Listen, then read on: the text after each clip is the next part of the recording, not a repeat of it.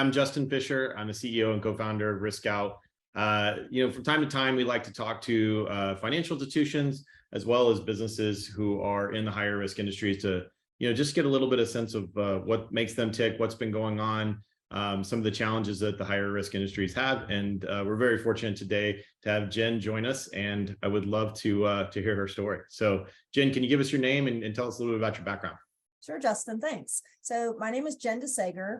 I am the CFO of LongPlay. LongPlay is a vertically integrated cannabis company, and we own all the licensing rights to Willie Nelson's cannabis brand, as well as Grateful Dead's cannabis brand.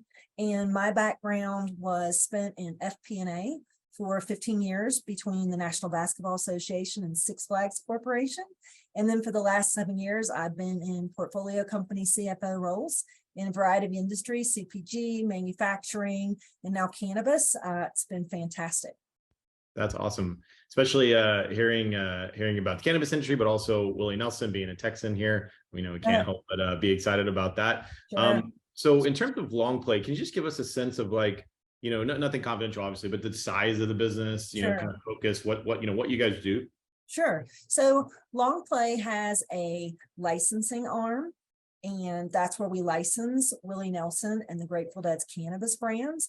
We also have a 160,000 square foot cultivation facility in Salida, Colorado. And we also have 6 dispensaries in the state of Colorado, 3 in the city of Denver and 3 in the outside towns. And we're about $40 million company right now.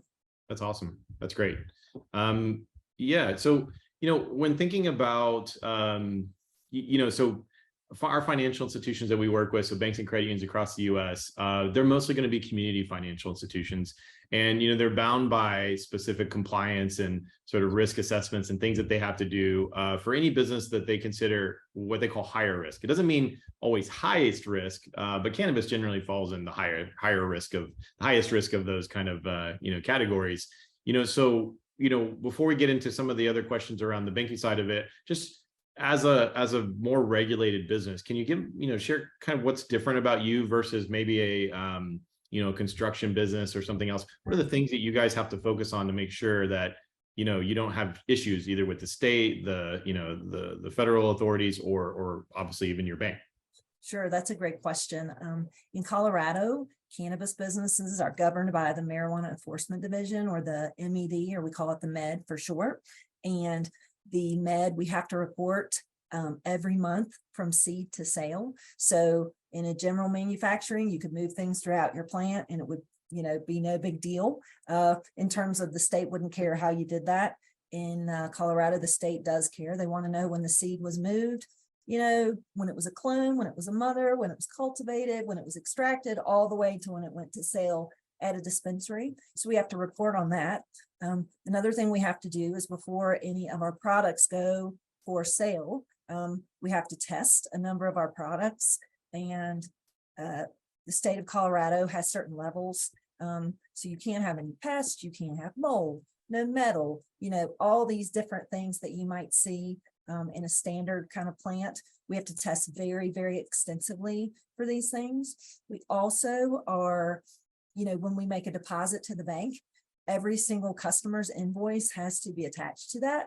So when our armored car picks up our cash and all of our money on a daily basis, every single individual deposit has to have the invoice clipped to it, which I know that in standard businesses, we never had to do that. And another thing is banks perform an audit on us on a monthly basis and a quarterly basis.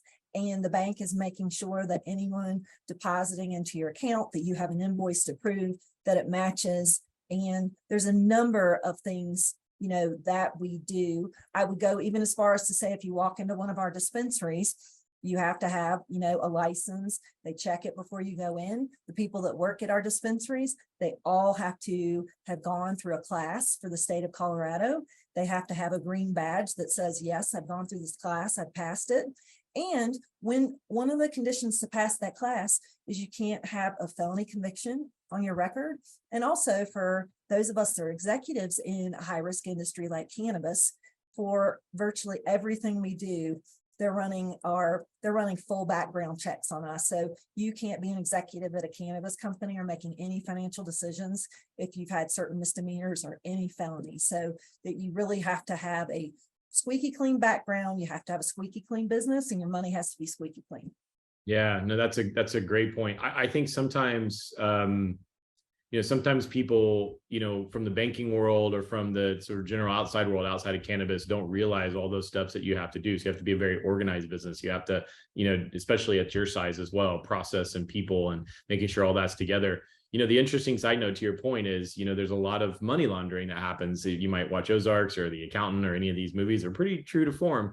But, there's a lot of money laundering in racehorses and wine and all these things that never an ounce of that stuff isn't tracked. A pound of that stuff isn't tracked. It's really not tracked to the same level. So you've got, things like your state reporting that you've got to do, like you said, your seed to sale and your sort of seed all the way through, composition to decomposition, which is just different than most industries. You do have a lot of cash in some cases, but at the same time, you've got a lot of records, a lot of trail, right?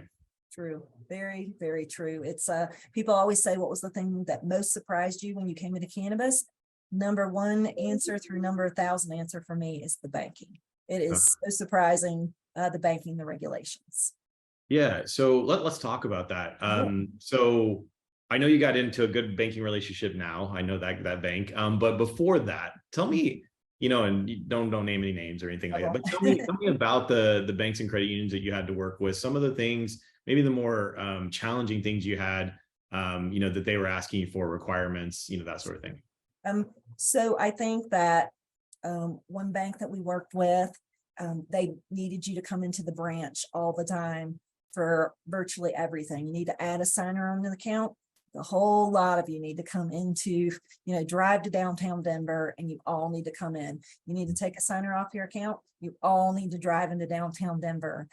Just the smallest things. You need to wire something. You need to call us. We'll process the wire. We need you to scan and sign the sheet. And then we need to send the original down into our office in downtown Denver. So we face a lot of, asking for a lot of time to drive back and forth to the bank.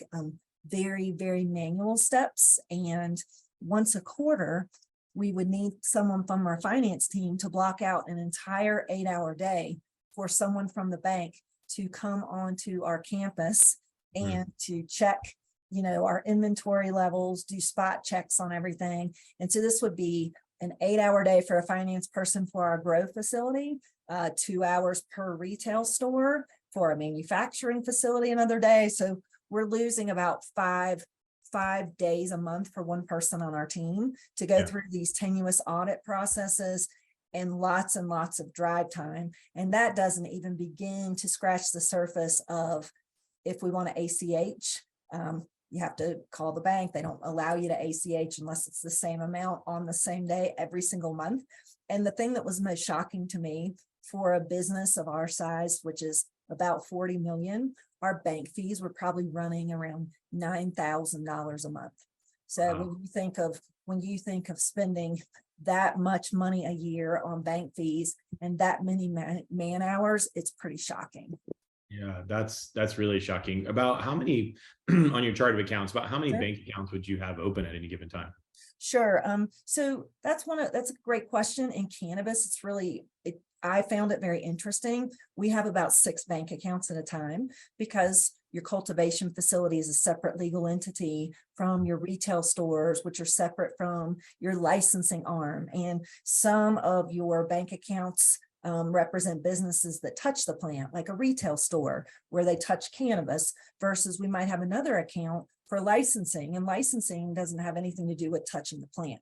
So we would have a variety of accounts opened up, and that's where the $9,000 would come in, because a lot of banks would say, okay, $3,500 for this account, $2,500 for this account, and on and on. And in the retail business, a lot of banks, they will charge you a percentage of your deposit.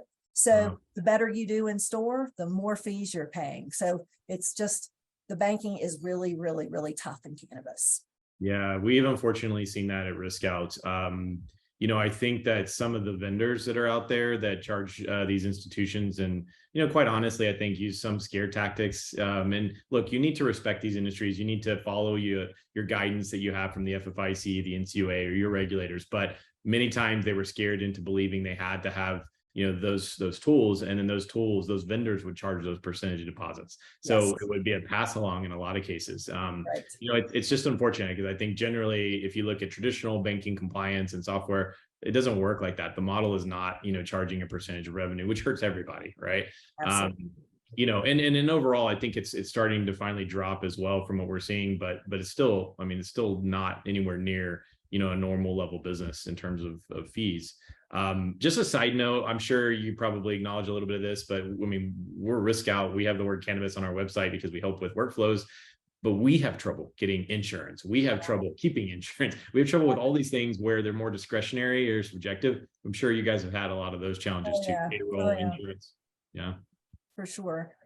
We've had some, really tough insurance, plays, and all of a sudden an insurance company might say, well, we're going to be out of the business of cannabis. It got too risky in 2021 or in 2020 during COVID. So we've had to do that too. And so it's made it that much more important for me that when I found an insurance partner who was like, hey, we know cannabis, we know it well, we've got you covered, I'm going there. When I finally found a bank that said, hey, we can do this, this, and this for this fee, I'm going there. And that's kind of how I felt when I found RiskScout, when I realized that instead of having all these in-person audits for 8 hours at a time, that, that there was a program at the bank that we joined whereby I could just sit at my desk and upload the articles of incorporation.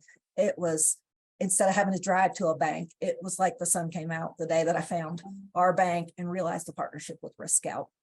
Yeah, no, I really appreciate that. That's what we're shooting for, right? I actually have a personal friend who's a farmer in Maine, and he drives 3 hours to a branch one way to approve his transactions. And he's also got a newborn. So farmer, newborn, driving 3 hours doesn't really work, right? And look, it's not to say that it's comfortable for you guys, but you're a big business. Imagine a lot of these other smaller dispensaries and companies that, you have one sole proprietor, and now they're doing, managing their bank isn't their full-time business. So if you can accommodate the same regulations with electronic tools and using these things to be more efficient, also helps cut down on the people you're going to hire at the institution. But tell me a little bit about okay, so these this onboarding process and communication. So in the traditional banking world, even still, there's not a lot of online commercial account opening products. So if you open even just a standard business, it's difficult to get an account open. You have to go without having to go to the branch and then prove all these other things. Can you tell me a little bit about kind of how that process was? Just briefly before, and then kind of how you did it with your institution who's using RiskScout. Sure. So when I first got here and I saw how cumbersome the banking was, and I did a little digging, and we tried another bank that said, we'll charge you only half the fees. And I thought, great, that's a great savings for the company. We'll go where there's half the fees. And they said, okay, to open it, since you're not in this state, we need to mail us, FedEx us your certificate of good standings, your articles of incorporation, all your authenticity certificates. Your COAs, like the list for what we had to mail them went on and on. And by the way, you need to collect 3 signatures, and here's a secured server where you can upload your social security number. And it was never ending. And we did all that work to get to that bank where the service was poor and we need to go to another bank. And I thought, oh, I don't know if I can do this again. But when I found a terrific bank, what impressed me the most is they said, oh, your onboarding, it's going to be with a company called RiskScout. You'll get a link and you can upload everything onto RiskScout. And I thought, okay, this will be a secured server Dropbox where I can just put it all.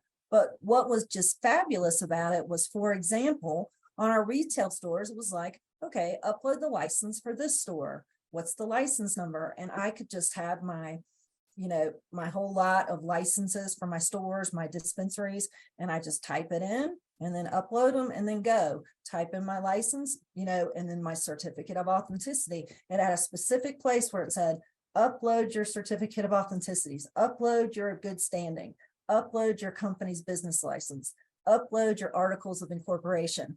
And instead of me having to think of what I needed, when I logged into RiskScout, it was like, next, you're going to do this. Next, you're going to enter the business owners. Next, we're going to ask for their social security numbers. And it kind of took me through a form. And instead of spending hours and hours, I spent one solid day. And one solid day for, mind you, probably about 14 licenses, 4 different legal entities. Like our auditor said, in their whole lifetime of audit experience, they've never seen a more complex company. So when I say I took a day to do this versus what I was taking before with other banks, it probably saved me 3 full business days, and it saved us a lot of money. But what it saved us the most was it saved us all a ton of heartache. I felt before we found RiskScout, I was just like, there's no good banking in all of cannabis. I was so sour on it. And then when I found RiskScout, I was like, oh, somebody's doing it right. Somebody's thinking of me, the person that needs to upload all the documentation. Someone's thinking of the owner of this account and making it easy for me. So that's how I found RiskScout, and it's night and day before compared to other banks. That's really awesome to hear. I'm a 4th generation farmer, family farmer, and my dad is we were produce farmers. South Texas, not very profitable, small farm, really tough, but he wants to do industrial hemp. And so I'm helping him do the process right now on the family farm. And it's just horrendous, like from payday loans to institutions that don't want to bank him. And I mean, I know this, but to see it even more personally, it matters to hear that story about, saving you guys time, or my buddy who's, in Maine, who's doing his farm, because, you just don't, you got to run a business, and you do need to do compliance, and no one's arguing that, right? But you need to do it in a way that makes it more efficient. And by the way, if it's more efficient for the bank because everything is in its place and they can now go look at it, and you don't probably know this, but as that information is being submitted, we're also checking all of it for you. So for the institution, we're saying, hey, yeah, Jen's right. These licenses are valid. All this information aligns, and then that helps them speed up the process. I'm sure, I don't know if kind of overall, but, you probably cut down the onboarding process in terms of duration from weeks to months to probably days. Absolutely. Oh, absolutely. It used to be like, it's going to be, 8 weeks before you can get an account. But this one, it was like, as soon as you enter this, within 2 days, we're ready to go, Awesome. And I think for me, during the onboarding process, if I'd missed something, or if I'd fat fingered something, I got a quick email that said, hey, we noticed that this license starts with 404R instead of 403R. But it looks like you submitted the rec instead of the medical. I'd be like, oh, sorry. And I just do the new one. They're like, that's okay, we got it. Like anything that was being checked that I might have missed along the way, it was answered in 2 seconds. It was taken care of, and it kept sailing through. Yeah. And I want to pause here for a second on RiskScout, because I can't take all the credit for this. Let's just highlight your bank, because absolutely. I want to talk just quickly, the intro about your bank, and then I want you to share your experience with them, the people around your bank, because I think they're amazing, and they're the epitome of community bank who wants to bank your space. But Westtown Bank is a $400 million asset bank, roughly, growing by leaps and bounds. They don't have that many branches, and they came to us to help them digitize a lot of this and go after some of these markets that are really underbanked. I mean, it's not like you're an underprivileged business, in terms of like, other definitions of the word, but you are underbanked. You have limited access to financial services, and the smaller you are, the harder it is too. And so, Westtown has been one of those partners. But tell me a little bit about what makes them different, because they've got good tools now, but we know that. But tell me about the people. What makes them different? Yeah, I mean, Westtown is